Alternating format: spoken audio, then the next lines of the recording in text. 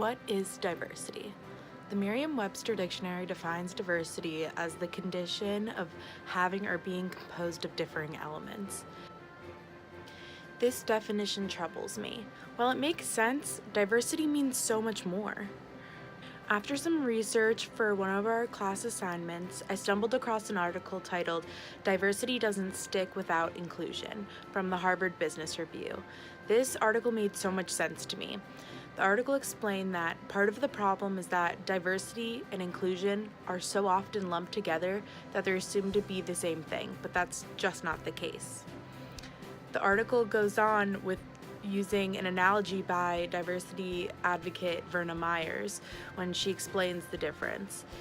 Diversity is being invited to the party, inclusion is being asked to dance.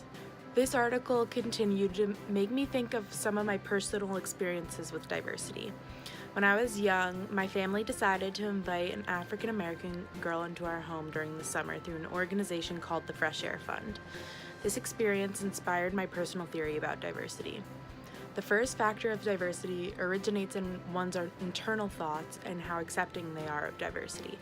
The second factor is the actions one takes to be accepting of diversity in the real world. Using my experience as an example, my family was accepting of diversity on an internal level, and as a result, decided to take action by inviting a girl of a different race and background into our home, as well as accepting her as a member of our family.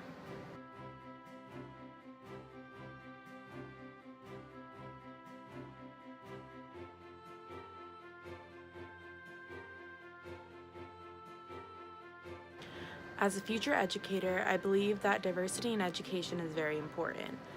In a video from the Century Foundation, researcher Amy Stuart Wells provides evidence through her research about just how beneficial diversity is to a child's education. After stating her findings, she goes on to make recommendations of how schools can become more diverse. Another video I found from the National Association of Independent Schools, titled "How Schools Can Improve Diversity, Equity, and Inclusion Practices," had a statement that was very consistent with my personal theory. Diversity is about inputs in terms of just getting the numbers there, and then once people are there, having everyone feel like this institution is a place of belonging. Using the analogy from before, diversity is being invited to the party, inclusion is being asked to dance. In the case of education, diversity is having a diverse population of students, and inclusion is students of all backgrounds feeling accepted and like they belong. Because I want to be an educator, I understand my role in making students feel welcome at school. A video from Education Week called "Bridging the Cultural Divide Between Teachers and Students" explained the Step Up program, in which future teachers are placed in classrooms in inner city Chicago in order to give them an experience with diversity.